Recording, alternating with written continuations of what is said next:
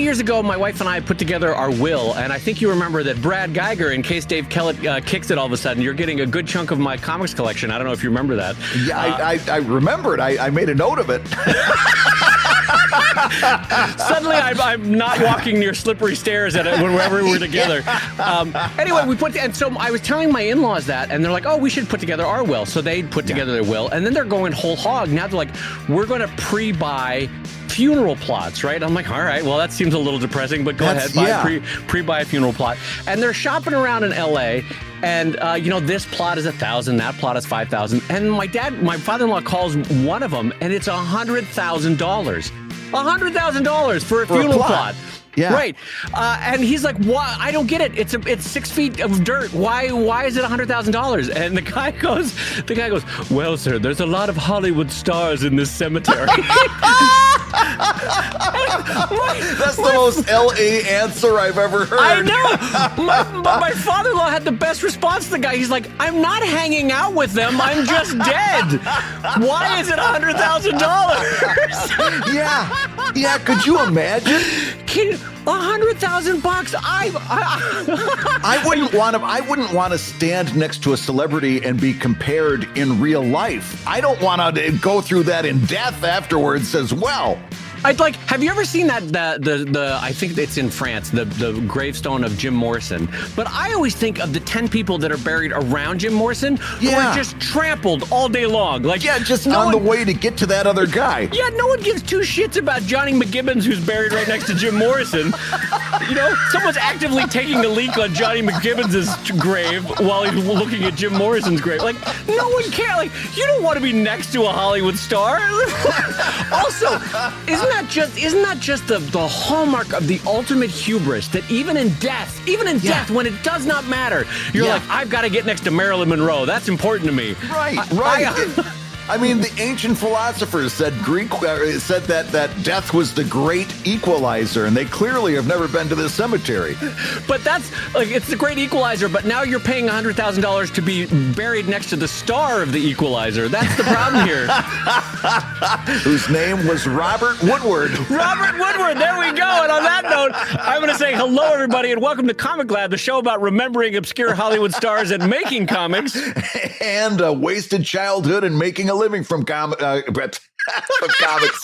Oh, good man. I was still feeling proud about pulling Robert Woodward out of the air. I'm Brad Geiger, editor of the webcomics.com and creator of Evil Inc. I misspelled Dave Kellett, cartoonist of Drive and Sheldon and co-director of Stripped. And this week's hour of comics advice is made possible by your support at patreon.com/ComicLab. So Dave, let's talk comics. Let's talk comics, my friend. We got a good show and a big reminder that you too could be watching the show live and live streamed right now over at patreon.com/ComicLab, the live gab level. You can watch the show every week. And we are currently waving and saying hello to our pals and friends over in the Patreon live gab group. And if you happen to miss the live stream, it is archived every week. So do check it out over at patreon.com/ComicLab. So, Dave, we've got a big show ahead of us. We've got some great questions. We've got some good updates, and I'm going to start us off right off the bat with this one. And I think it's a fairly common situation. This person, Alan Gladfelter, one of our $5 Patreon backers, writes in and says that he can't make time for Patreon rewards. Listen to this. He says, you talk a lot about building an active audience by having exclusive content on Patreon, but just getting my comic done takes all the bandwidth I have. I don't have extra time, energy, or interest in making nifty extra stuff just for an exclusive audience I actually don't have yet. I'm not so sure I want to put my comic behind a paywall because I'm just starting and I'm nervous about placing anything between my comic and a potential reader. What I've been telling myself is that I'm putting all of my eggs in the Kickstarter basket. And what I'm doing right now is just trying to build enough of an audience to support a successful Kickstarter a year or two down the road. Mm-hmm. I really don't see Patreon as a very big part of this effort. If I'm not, quote, trying to make a living at comics, unquote, as you guys say, and don't really care about making a lot of Patreon bucks, Is it okay to just use Patreon as a tip jar and just post my comics there as I do on my website, Webtoons, and other social media? Dave Kellett, Alan's saying, I can't make time for these Patreon rewards. The exclusives. Yeah. So I think there's actually a point of differentiation that's worth clarifying on here, which is I don't know, Brad, and Brad, you can tell me if I'm wrong here. Have we ever said build your audience with exclusives on Patreon, or have we said build your audience elsewhere and then bring them to Patreon to monetize them? I thought that was more what we have consistently said. That's the first thing we've got to address, is that first sentence is completely wrong. we got to start there. You talk a lot about building an active audience by having exclusive content on Patreon. That's untrue. What we've said is that Patreon is no place to build an audience. Patreon is the place that you take your audience once you've built it, so that you can monetize it. In fact, I have actively, and there's different ways to do this, but I've actively said you should not be using Patreon to publish at all. I only put exclusive rewards on Patreon. And that includes early access that eventually becomes public. But Patreon is not an audience building tool. It's an audience monetization tool. And to understand that, all you've got to understand is what we say time and time again. Everything you need to know about crowdfunding is in the name. First comes the crowd, then comes the funding. Patreon is not a place to build audience. Now, and the good news here is that you have the right frame of mind in the way you're thinking about Kickstarter, which is... And so I think if you apply that to Patreon, you'll have a better sense of what we're talking about here, which is that you are working towards a goal, which is to build that audience and then eventually point them towards a Kickstarter. And in so doing, be able to monetize that audience. That same kind of thing is what we would recommend with Patreon. And in this case, let's now talk about the idea of how long it takes to make exclusives. And I don't have the time, and there's too much going on. I can't. It's enough just to make the comic. And by the way, Brad and I get that. That's a very relatable problem to have. Is I only have enough time to make the comics. So let's talk about what you can do with exactly identical material, no additional extra work that makes it an exclusive. Okay, so Brad's already mentioned one. Early reads. Just by the very fact of putting it up a week early, 2 weeks early, a month early, whatever you want to choose, that becomes an exclusive. Granted, it's time period allotted, but it's still an exclusive to have that up early for everybody. The conversation, the excitement, there is something very unique. It's like going to see a sneak peek of a film before it's out. Yeah. Or paying $100,000 to be buried next to the star of BJ and the Bear. That's these are the exclusives that people want to pay for. I remember BJ and the Bear. That's the crazy thing about it. I'm now thinking of like the most obscure 70s movies that I can think of for the rest of the show. But what was I getting at? Okay, so time allotted exclusive. So no extra comic was created, but you're giving it to them early. That has a tremendous amount of excitement. Other things you can do. Process shots of making that comic. That's literally just screen grabs along the way. Or frankly, if you forgot, it's just turning layers off, taking a screen grab, turning one more layer on, taking a screen grab, turning the other additional layers on, taking a final screen grab. And you show process by doing that, right? Yep. So that's another way to do it. Brad, what are other exclusives we can think of that require no other work? Well, we're going to point Alan right to a ProTips episode where I shared 15 things to post on Patreon when you don't know what to post on Patreon. That's right. Most or almost all of them don't require a lot of extra work, right? Your idea of the time, did you say time lapse yet? No, I did not say time lapse. It's a version of what I said, but that's even better. Yeah. Time-lapse videos are very, very good. And you can either do that by, hanging a camera over your shoulder if you're doing pen and ink, or if you're using Clip Studio, you can just hit that button that records a time-lapse in the background as you're working.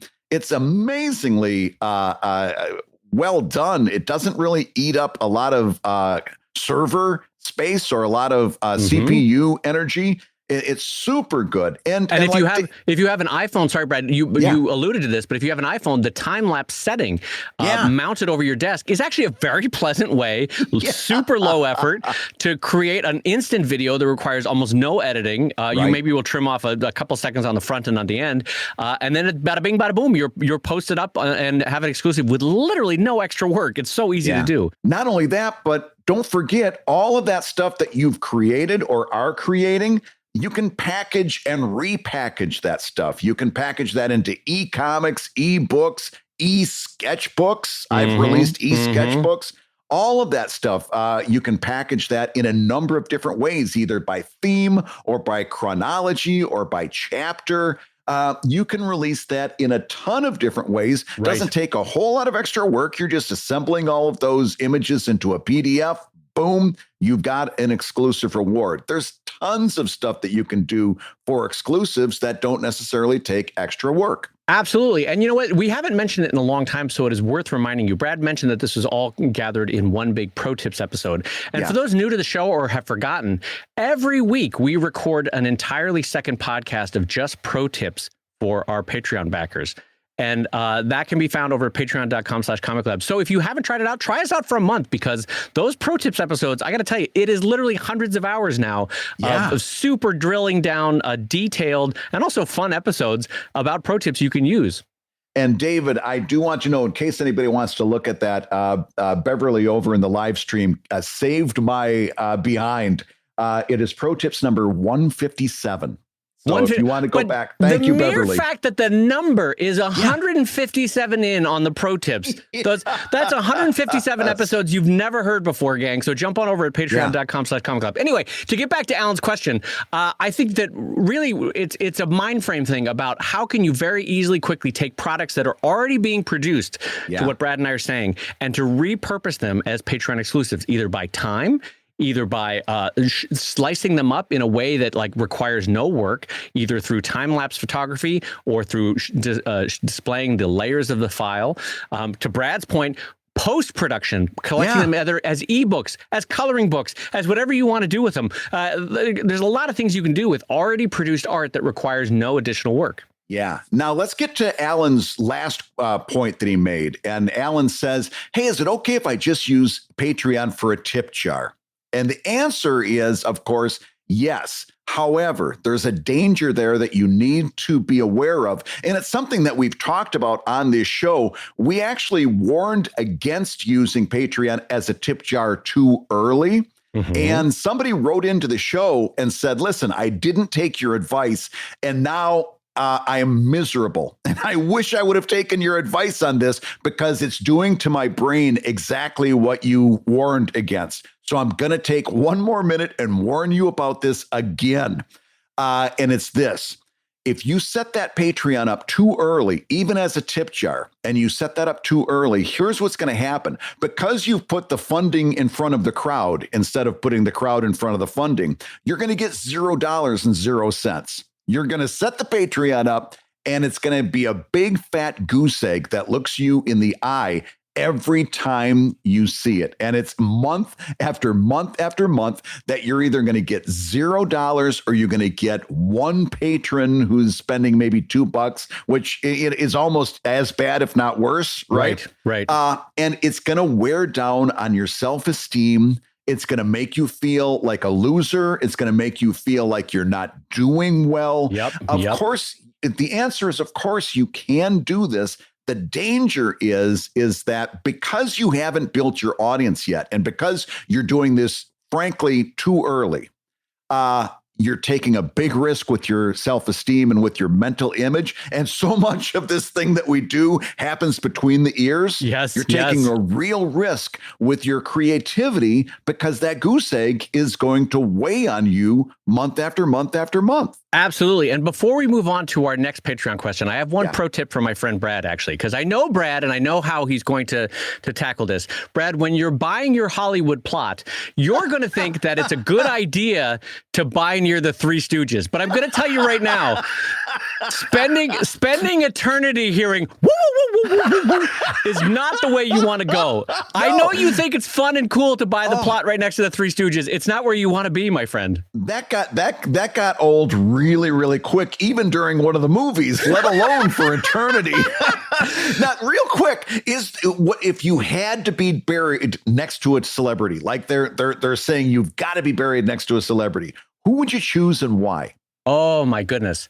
For me, it would be Robin Williams, who I thought just exhibited such warmth and joy throughout his life, I thought, you know, and frankly, knowing what he faced towards the end of his life, what a good person, I think, to have gone through life with the strength that he had in terrible circumstances and still maintain to bring joy to the world and to the people around him in the best way that he could. I don't know if you wanted a serious answer. That was my serious answer.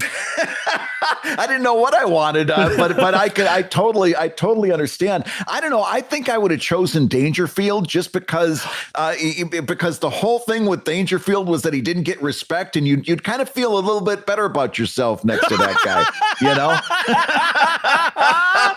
you'd like, well, maybe I'm not doing as bad as he was doing. All right, Brad, well, let me jump us into our next question. This comes in from Adam over at patreon.com/ComicLab. And Adam writes, hey, Brad and Dave, I'm working hard to produce the best possible comic I can. But as you discussed on episode 222, by the way, Brad, episode 222. Yeah. We are plowing our way through these. This is great. Illustrators can find themselves burning out by overdrawing comics, and I have tragically fallen into this very trap. I'm revising and simplifying my approach in order to keep a consistent release schedule. I would love to hear some of the self-imposed limits you've used or heard of for both art and writing approaches. What are some guardrails that prevent someone from getting bogged down with insignificant details? Thanks for sharing all of your helpful knowledge with the ComicLab community, says Adam. Brad, so what are your pro tips, basically, Brad, on how you don't get bogged down on details that keep and hold up the work? I'll be honest with you. The most powerful safeguard you've got at your disposal is a deadline. A deadline will cure you of that immediately. Once you are staring that deadline down and you've got to get this thing done so you can move on to other things, it'll cure you of overdrawing because you've got to. I mean, that was the one of the best things that I learned from my years in newspapers is get it done. Get it done. It's got to be done on deadline. And as a result, I've got clearly a very different idea of deadlines that many other than many people around me. I get that very clearly every time I make an assignment to my students. And I set a deadline, and then I get these things handed in days afterwards. Deadlines are really, really important for keeping you on schedule and keeping you on track. And I'm going to advocate them as one of the best ways of keeping from overdrawing. What do you think? I think that, first of all, I think that's very true. A deadline, whether it be self-imposed or external, is incredibly helpful. My suggestion is that Time and Tide kind of has a way of humbling you as to how a lot of detail can help a comic. And here's what I mean by that. I have had comics, and I'm sure Brad has had too, where I have poured 4, 8, 12 hours into the comic. Just every little touch is a perfection of my line art. I'm putting down a masterpiece, Brad. And no one cares. I released it to the world, and it was crickets. I have literally had it where I put in tens of extra hours and no one cared. It was a comic that just fell flat. And by comparison, Brad, what I've told this story before, I think, on the show, but there was one time where I was lecturing down at SCAD in Savannah, the Savannah College of Art and Design. I was lecturing at SCAD, and when we got done, my wife and I went out and had a bunch of wine. She fell asleep, and I went, oh no, I have a comic due. I've got to do the comic. It's like 2 a.m. I didn't have the right materials. I did a comic, Brad. I remember, too much wine, 2 a.m, very tired, just wanted to get it up, right? All the conditions. I cranked out this comic, and Brad, that single comic, I'm not joking about this, I've sold probably $10,000 worth of prints from that comic. I'm not even kidding. It has turned out to be one of the most popular comics I've ever done. It's basically a flow chart of should I have a cookie? And like, it's all these decision makings of like, do I want a cookie? Because the hotel lobby, by the way, had these cookies. And on the way back, I was like, should I have one? It's 2 a.m. Somebody was staying at a DoubleTree. I was. So anyway, what I'm getting at though is that it's lessons like that that are taught to you over years as a cartoonist that you realize that you can, of course, pour your heart into a comic. There's nothing wrong with that. That's, by the way, that's how we learn and grow, is to, on some comics, we really stretch ourselves. That's nothing wrong with that. But there is a humility with comes when you do this a few hundred times and you realize sometimes it doesn't make a damn bit of difference. It's the core idea that matters, not the execution in an overdrawn comic. Yeah. And the other side of that coin, I'm just going to, it's the exact same thing, but it's another aspect, is that the more you do this, you'll have a law of diminishing returns in each comic that you do. In other words, when I was just starting out, each comic was kind of precious, right? Every 4 panels was a very precious little gem that I would sit and polish for a long time. Well, I've been doing that for a long time. I've done at this point several thousands of comics, probably, between 5,000 and 10,000 comics, somewhere in there, right? It's harder to get precious about something you've done 5,000 times, right? At some point, it's like, yep, there's the refrigerator, there's the wall, bing, bang, boom.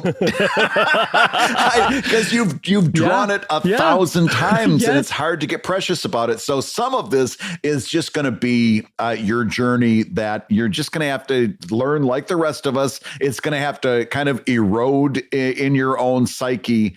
The more you do it, the more you're going to loosen up. And I guess the other side of that whole coin is that overdrawing at this stage is perfectly natural and normal, and don't feel bad that you're doing it. No, because we all do it. We all did it. And the only way to not do it is to do it a whole lot more times and learn as you go. Exactly. Well, can I focus on that phrase, learn as you go? Because Brad really hit on a point that I want to make, which is, many of us are self-taught. And even if we went to art school, we continue to learn by the process of drawing.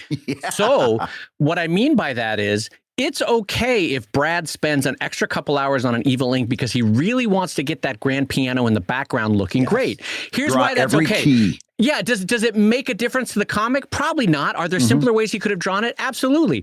But that's a moment of learning for Brad, the artist, to take a minute and say, can I execute on a grand piano? I want to see if I can draw a grand piano, right? And so did it impact the comic? Not at all. A simpler version could have done the trick, but that day, Brad taught himself a little bit of art. And so that's okay. I've done the same thing where I'll be drawing a space battle and drive. I could probably do it a slightly simpler way, but I'll take the extra hour or two because I want to try to figure out how to draw XYZ, or, hey, I saw this thing in a Mike Mignola comic, or I saw it in an anime. I want to see if I can reproduce that effect in my own style in this comic. I'm going to take the time to do it. Does it impact the comic? Not at all. But in so doing, in those little incremental learning moments, 5 years, 10 years go by, you suddenly realize, oh, hell, I've taught myself a lot of art in this last 5-10 years, right? Yeah, no, absolutely. And the upshot of that is to allow yourself those moments a little bit. Try not to get bogged down in it. And again, I think if you take everything we've said in this segment, you've got a pretty good plan of attack, because everything that Dave said is absolutely valid and beautiful. And enjoying that and allowing yourself to do that is going to be perfectly fine. And if you set a deadline, like I said at the very beginning, you're not going to go too far into the weeds. You're not going to get lost in the swamp. You're going to stay on track. Between all of those things that we talked about, allowing yourself the ability to say, yes, this is what I'm doing, and this is normal at this point, and having that deadline to keep you from working on one page for a month, that's all of that, I think, is going to combine to give you some pretty good direction on that. And I'm just going to remind everybody of Brad's excellent advice from a few weeks back that I thought was very applicable for cartooning, which is, in the newspaper, you got it done first, and then you polished it. And then you put a little extra zhuzh on the polish if you had time. So to Brad's point, set your deadline, get it done.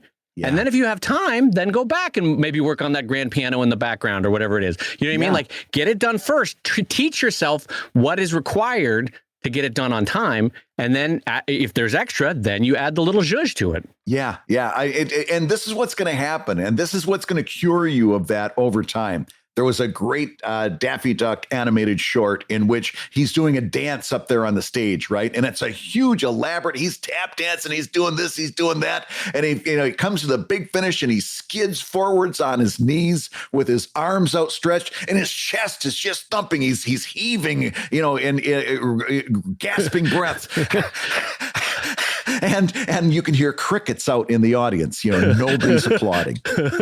Being a cartoonist who overdraws is very much like that. You put all of this effort into it. You hit your knees, you throw your hands out for the applause, and you hear crickets. And that is only going to happen to you a few times where you draw that grand piano, like Dave said, and you drew every key in perfect perspective, and you made sure that you spaced out the black keys just right because you took a look. They've got a certain pattern, right? Right. You're going to do that a few times, throw your arms out and hear crickets before you get cured of that real quick.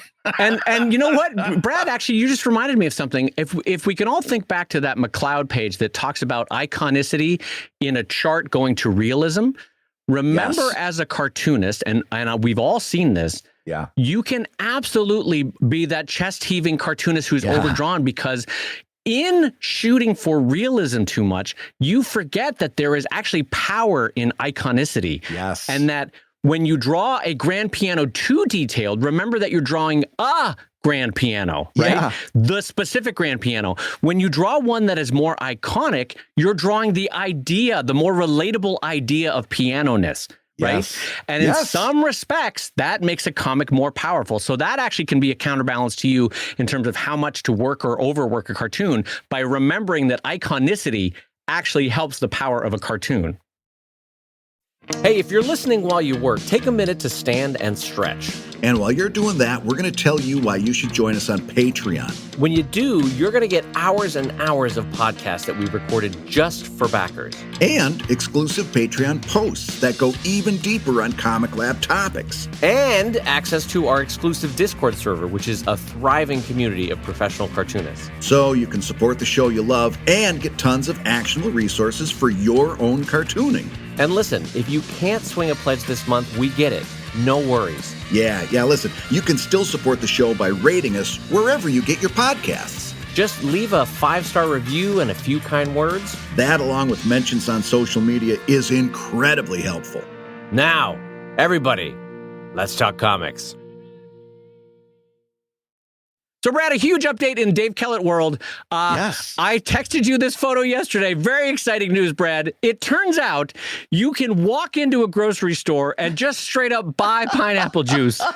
I walked in with money and I walked out with pineapple juice, and I'm a happier man for it, Brad. No more visiting those back alley juiceries for you. You're going right to Trader Joe's and getting your juice off of a shelf. No more crashing weddings that I don't belong at or going to bar mitzvahs for people that I don't know just to get to the open bar of pineapple juice. Dave Kellett, now I bought this little 6-pack, Brad, from the Dole folks, and it is the weirdest little cans. It's like the way the beer cans were for our dads in the 70s. Remember, they were like more steel-like? Yeah. And had like an edge to them. They're not aluminum like cans. I don't know how to describe them. It's more like a can of beans than a can of aluminum, you know? Well, yeah, I think that's because of the acidity. Like you can never put orange juice into a aluminum container because then it tastes like battery acid. They probably have to use a special kind of container for that.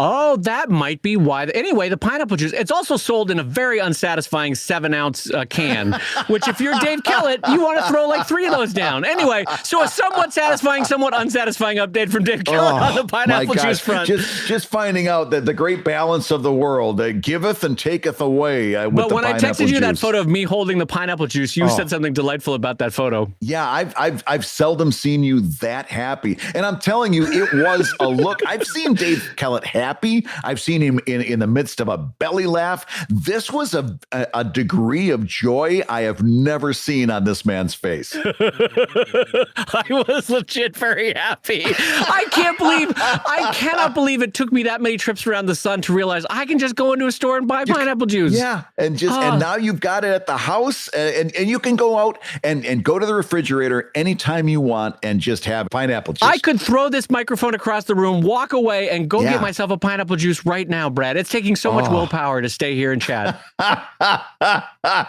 Well, if the shows start getting shorter and shorter, you're going to know what's happening. So congratulations on your pineapple juice. We have another update, and this one is really interesting.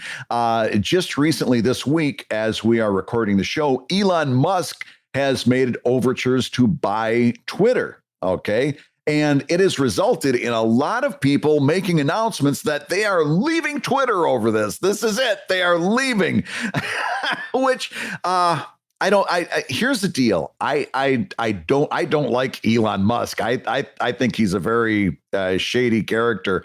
The problem I have with the performative aspects of announcing that you're leaving Twitter because of Elon Musk is that instantly the first question that comes up is that does this mean that you actually think that everything leading up into this moment on Twitter was good? Was Twitter a good place? Was it handled nobly up until this moment, and all of a sudden Elon wrecked all of that? I've got news for you. Twitter was a depressing, horrible shithole to begin with. It's going to be that way no matter what, no matter who takes it over. I have a real problem with the performative aspects of people announcing they're leaving Twitter, and B, knowing full well that they're not actually going to leave Twitter. Right. We know that all these people shaking their fists leaving Twitter are going to be there next month because that's where all of the users are. Now, do you want to go out and create an account on Mastodon or Pillow Fort or any of those other places that are right now really hoping that they can build up enough steam to knock Twitter off? I think building those accounts is a great idea. The problem is until millions upon millions of people also make those accounts, those places are not going to be the places you're spending most of your efforts. You're going to spend your efforts as a web cartoonist in the places where you can get the maximum ability to reach people. And as long as that's Twitter, you're going to be on Twitter. Let's face facts, because doing otherwise is going to be cutting off your nose to spite your face. What do you think, Dave? Yeah, no, I think the pragmatic approach is the right one here because I'll be honest, my own emotional state with this is that I'm like, I like Brad. Life is complicated. I can like the work that Elon Musk is doing with SpaceX and with Tesla and still dislike Elon Musk. I think there's something inherently, narcissistic about him that I don't trust. The very fact that he paid off the founders of Tesla so that he could say he was the only founder of Tesla, there's something odd about that. Like there's nothing, it's kind of like how McDonald's was handled when he took over McDonald's, you know what I mean? Right. Not Elon Musk. I'm saying when what's his name took over McDonald's and forced out the original people. Anyway, what I'm getting at is that you can like the work of Elon Musk and still think that he's a bit dodgy of a person in terms of being a little mercurial, a little bit odd. And so I don't necessarily trust where this is going to go. But it's also the realization, like Brad said, that we are living at the moment in a vastly unequal society that is kind of worse than our grandparents' generation in terms of CEOs used to be paid like 400 times what the lowest paid employee used to be paid, which is bad, but not that bad. Right. Now they're paid a weird exponentially high number higher than the lowest paid. Like the lowest paid Amazon employee doesn't represent 1/40 billionth of what Bezos makes or made a year. The same is true with any other oligarch you want in either American, European, Chinese, Russian system. And unfortunately, when you say to yourself, well, now that Musk owns Twitter, I'm out, you're kind of saying, to Brad's point, well, I was okay when it was the Emir of Qatar that owned the majority of Twitter, but I guess I'm not okay with Musk. It's like part of it, you have to be pragmatic because, look at, there's like 10, 15, basically oligarchs that own most of media in the U.S., you know? Yeah. Whether it's BlackRock, whether it's Bezos owning the Washington Post, whether it's Musk now owning Twitter. Yeah. Unfortunately, there's just a very few, very limited people. I'm not trying to get into class warfare, but I'm just saying, like, you have to be pragmatic about it because they're all a little shady, and they're shady in slightly different ways. And so you're saying, like, I'm okay with this oligarch, but I wasn't okay with that oligarch. It's like, it gets a little tricky at times. So I agree with Brad that it's going to be a wait and see. I personally think, because of the mercurial nature of Musk himself, and because I think he's going to run into more regulation, especially from the EU, than he thinks he does. Yeah. I think he's going to sell it. And this is my personal prediction. It'll be fun to come back around on this. I think within 4 or 5 years, he will sell Twitter, and he will sell it at a loss to what he paid for it. That is loss. I think it's going to be like when much like Yahoo. I think it's basically going to drop down in value, having reduced its overall user base. That's my prediction. Brad, what's your prediction for how this is going to go? My prediction is this, well, I guess I'll turn this into a prediction. Right now, today, this morning, the top news is that the shareholders might block the sale. And I'll just say right now, that ain't happening. Those shareholders are going to go along with this with big smiles on their faces because this is their best chance of cashing out. Because at the end of the day, let's face it, Twitter doesn't have a lot of actual value. They take a look at all of the things in the last 2 years. Twitter has been flailing about trying to launch. Twitter Blue, paid promotion, ads. What was that thing? Subscribe to tips for tweets, subscribing to tweets. All that. There's been about a dozen things they've tried to launch to make money. Each and every one of them has been an abject failure.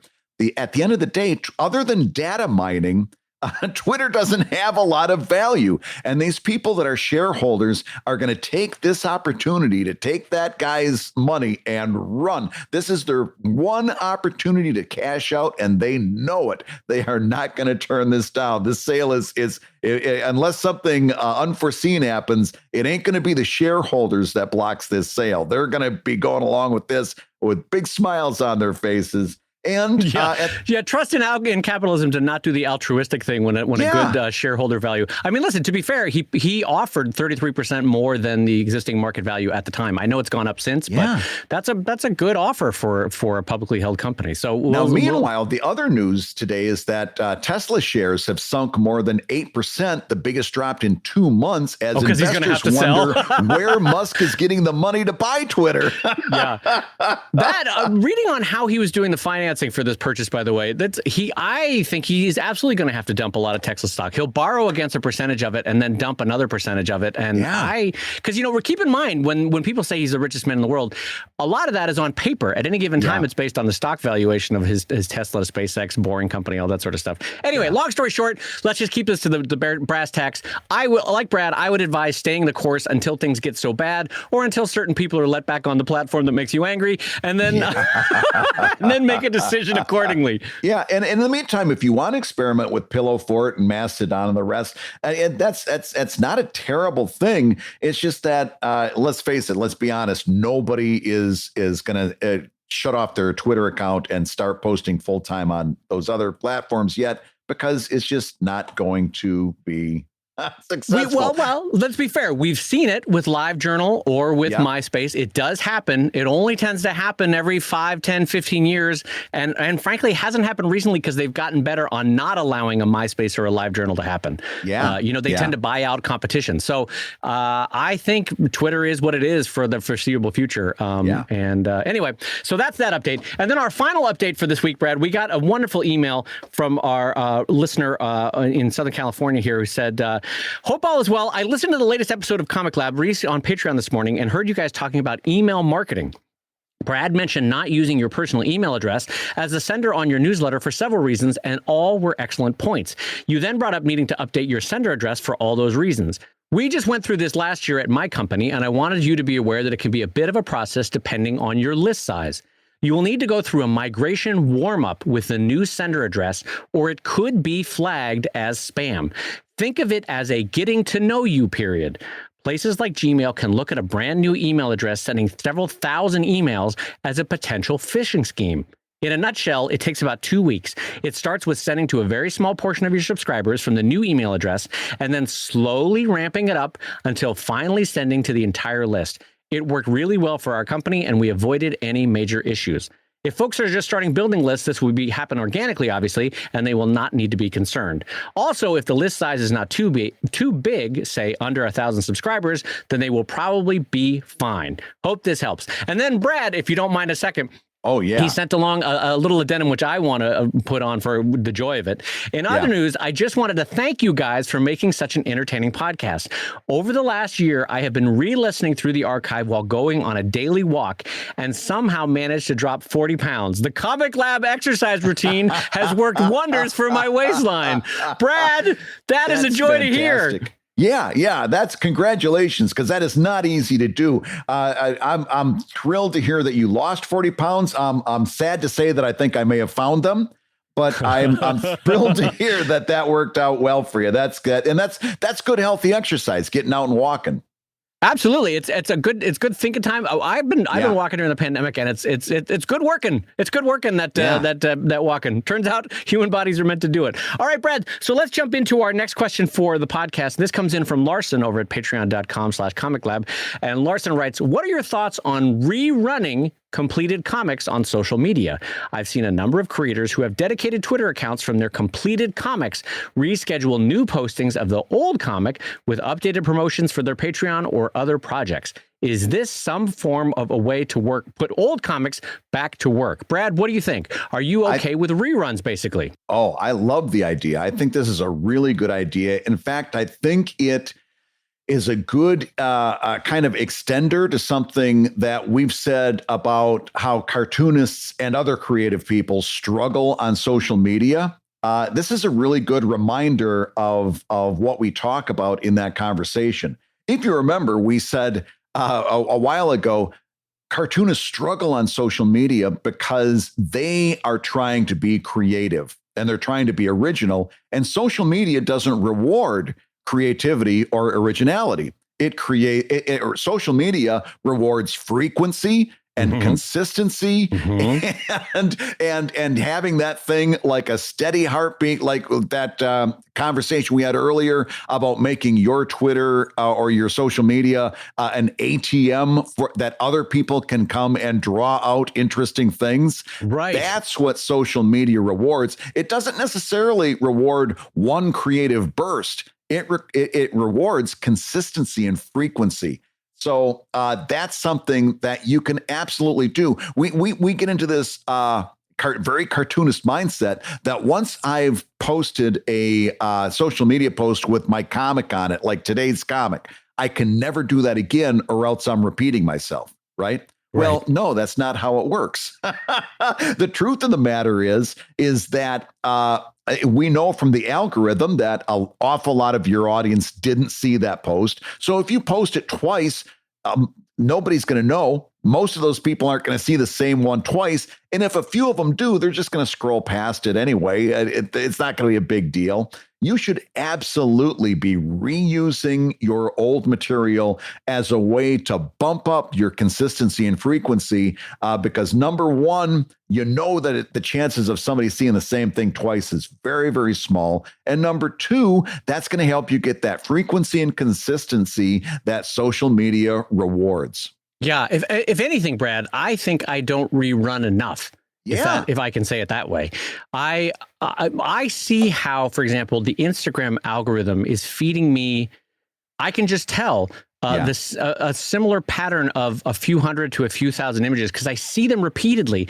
And I'm like, I see what you're doing, Instagram. I clearly express some sort of either slight lingering in my scroll or just enough where you're trying to entice me with the same, couple thousand images. Yeah. And if anything, that's a lesson that I could be taking to how I do social media, which is I have, after 25 years, a sort of greatest hits of Dave Kellett comics, that I should be dipping into that well every once in a while and showing them again. Just reminding people, like, these were really good comics. You should check them out again, that kind of thing. And also because they are effective on social media. Their spread was powerful. So why am I only allowed to use that once when any form of advertising is trying to reach you 7 times with the same message? Why can't that comic be reaching you 7 times? Obviously not, bang, bang, bang, bang, bang, but like over the course of months and years. So if anything, I think I tend to rerun not enough. And so I'm not only am I okay with it, I guess I'm saying, I actually realize that I need to be doing it more. I think it's an effective way to reach both long-standing audience who are perfectly fine seeing the same comic again that they loved, and new people for whom that popular comic will spread farther. And also, let's not forget that we can take this idea one step further in the same way that I just got done talking about repurposing and repackaging in our topic at the beginning of the show.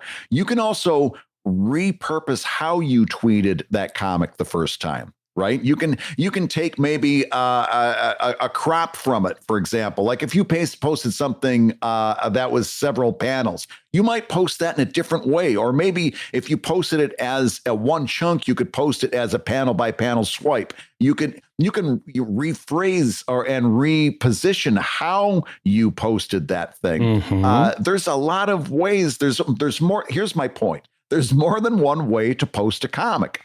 And so far, you've posted that comic one way. You should be thinking about some ways that are other than that you can post it in the future so that you can get more bang for your buck. You're basically, if you think about it, doing A/B testing. Like, what happens when I post a comic as a single panels versus as one big page? What happens when I post the comic with this headline or associated tagline versus this headline or associated tagline? And so A/B testing, you'll see that certain phrasing, certain ways of making it impactful. Brad, you remember with Kevin McShane, he was telling us about the way you post it with impactful statements for the reader. What was the phrase? What was the phrase that Kevin used? He always talked about share thoughts. Share thoughts. Right? Thank you. I couldn't remember that. But why is my follower going to share this? Right. And so when you A/B test share thoughts or how it might be impactful for the reader, you can see which one is more effective. And in so doing, it's a cheap and effective way to go forward with how you're going to post tomorrow or next week's comic by A/B testing the past ones. I'll tell you exactly how I do this. I've got a bunch of single panel comics that I've been doing. And lately I've been doing them like every Monday because I've gotten into the swing, and it's been a good kind of creative challenge for me to do single panel. And so I've got a whole bunch. I've got a few hundred of these single panel comics now. And even then, like, okay, a single panel, there's only one way to post it, right? No, I post it. Mine is slightly more horizontal. And so sometimes I crop it into a 9:16 aspect ratio with a little bit of white on either side, but just so that it's not getting cropped when it shows up in the feed. Right. Okay. Sometimes I do 9:16 because that's going to look better, for example, on a mobile. Right. Sometimes I crop that into a square using, again, some white space at the top and the bottom because that's going to look a certain way. And then again, I A/B test that and say, okay, which was more readable on a desktop computer? Which was more readable on a mobile phone? I'll take that and play any number of different ways with how I'm doing it. Maybe I want to put a little bit of information in that white space and run it up the side. There's tons of different ways. You should not be limited to just posting your comic once. I've even seen Brad A/B test doing a sort of animated slide across the comic that you've done from either TikTok or Instagram. And so you've A/B tested that too. So, by the way, I don't know if people know this, but I have been actively pushing Brad because I think it's such a fun idea. He's got this huge collection of single panel comics, and I would love to see you kickstart that in the years ahead. Because I think what a great collection that would be, Brad. I think that I would love to own that one. I'm 100% on board with that idea. And I've got enough in color that I could actually do a pretty good sized book at this point. It's definitely coming down the line. Yeah, because it's one of my, you have a couple different, not styles, but you can, styles. And the style that you draw your single panel comics, I find so endearing and warm and delightful that I just want a whole book of that. I would love to have that on my shelf. Well, I appreciate that. Well, listen, before I get all choked up over that phrase, would you like to do one more question today? Let's do one more question, my friend. All right. This one comes in from Steph, who says, am I good enough? Yes, Steph, I'm going to answer you right there. You're good enough. People in your life like you. You are worthwhile. Yes. That's it. End of the show. It says, am I good enough? Am I ready for my own website? And what is the threshold? Despite already buying a domain name, the thought of paying for a website to host my work of limited quality and audience feels disproportionate. Am I being realistic, or does this sound like imposter syndrome? I've heard you both repeatedly advise budding artists to invest in a self-owned website and limit reliance on social media, which have unpredictable longevity, as we were just talking about. But do I need to achieve a certain level of artistry or success before I commit to my own website? Thank you so much for the laughs and advice. I'm never not in the mood to listen to you two. That's the best, That's great. best compliment we could get. That is great. So this is a fun question because it is true, Steph, that we have advised cartoonists that for the middle road and the long road, you want to have your own website. You want to have a landing page so that when Facebook changes or dies or grows, or Twitter, Facebook dies or grows, or Webtoons dies or grows, whatever the changes come to their site, you still have the central core spot that you can build from and point people to and operate from. Yeah. But I will say that if we haven't made this clear in the past, this is a good answer to give you, which is that I personally think it's better to just start the act of cartooning first, right? Yeah. Dive in, start sharing it on social media, let 3 months go by, 6 months go by, maybe 9 or 12 months go by. And then you can say, you know what, I'm really enjoying this. I am ready to commit to this act of being a cartoonist. I will build a website. And I'll tell you, the flip side is actually a little bit worrisome. Whenever I see someone really diving into the design of the website and, oh, look, it's going to have all these widgets. Yeah. And look, this is going to, when it goes to mobile, it's going to do this. When it goes to desktop, it's going to do this. And then I realize, I think you're a little bit more excited about being a web designer than you are being a cartoonist, honestly, because they're diving into the website, but they're kind of not cartooning all that much, you know? Yeah. And so that kind of tells you all you need to know about where your excitement lies. And so if your excitement lies with cartooning, then do the comics, share them however you can, even if it's just on a family Facebook page for a while. And then when you're ready, you can invest the time, the effort, and the mojo to put a website together. Brad, what are your thoughts? Well, one of the things we've talked about on this show an awful lot is that you should be taking joy in being an amateur or a pro-am cartoonist. Yeah. And that so much of what we're fighting against on this show is this mindset that often we ourselves had, that we didn't have worth until we were professionals, right? And we're saying, listen, there's an honor, there's a joy, there's a nobility in being an amateur cartoonist. There's a joy in being a pro-am cartoonist. In fact, we've been using that word and that title more and more in the show just to kind of help to get that idea of pro-am across and make it more legitimate, I guess, and normalize it to the extent that we can. So the threshold that you're talking about is when you start to change your priorities to a little bit more pro and a little bit less am. Okay. When you decide that, and that's when you've decided that I want to start to focus on monetization and I want to focus on audience building and I want to see if I can make this thing build an income. When you start to lean in those directions of starting to focus on the professional aspect, that's when you need to start thinking about your website. Yes. But as long as you're pro-am or am, then you can do the whole thing using sites like Webtoons and Tapastic and social media and so forth. When you start to and this, I'm going to say the words, but I don't mean them the way you might think I mean them. When you start to get serious, and I don't mean that you're not serious now, But when you start to get serious about building this into a business, then you need a website. Until then, enjoy yourself and be a pro-am cartoonist. It's a wonderful thing, and enjoy everything about it, because there's nothing wrong with it. 100%. That is super true. What's funny, Brad, is when you were saying pro, when you're ready to go pro from being am, something about that sounded a little bit like a dating site, like pro 33 seeks am 32 for light casual conversation and fun dates. I don't know why. Are you pro or are you an am? Well, I'm an am, but I was a pro, but now I'm an am, and I'm seeking a pro for pro-am. For pro-am. Yeah, I'm a pro-am switch, actually. I can be one or the other. But yeah, no, I think Brad's right. When you're ready to, and you'll kind of know it. It'll be a tingle at the back of your head that you're like, I'm ready to start taking this to the next level. Like, you'll have your characters more down. You'll have your storytelling. You're feeling a slightly bit more at ease with it. You're feeling a groove and productivity, and you've got a schedule that's more set. Then I think you start ready to start putting down more serious website roots. Yeah. And actually, it's funny you mentioned that about that tingle in the back of your head, because I just got a tingle in the back of my head that says that you've been listening to ComicLab, the show about making comics and making a living from comics. Your hosts have been my friend Brad Geiger, the editor of webcomics.com and the creator of Evil Inc. at evil-comic.com. And my good friend Dave Kellett, the co-director of the comics documentary Stripped and the cartoonist of Sheldon at sheldoncomics.com and Drive at drivecomic.com. And the Comic Lab theme song is used with permission from Andy Creighton at theworldrecord.net.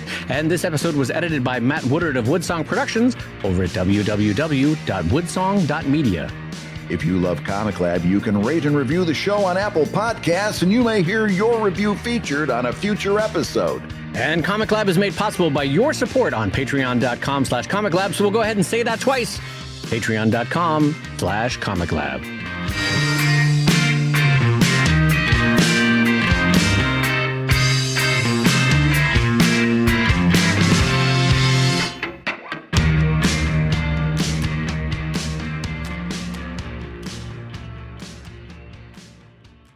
So, Brad, you've known me now for 20 years, and you know I love a little bit of quiet, right? I mean, I enjoy reading a little book. I love kind of my introverted time, and I think I know the Hollywood star that I would like to be buried next to if I had to pay $100,000 to be buried next to a Hollywood star. Oh, my God. Is it who I'm thinking of? Who is it? A silent movie star from the 20s. That's who I want. Someone from before the talkies. How lovely to be buried next to just a little peace and quiet, Brad. Oh, that's who I want. I was going to suggest Harpo Marx, but who wants to go through eternity hearing honk, honk, honk, honk, honk, honk, and I'm just being handed rubber geese all eternity. That's all.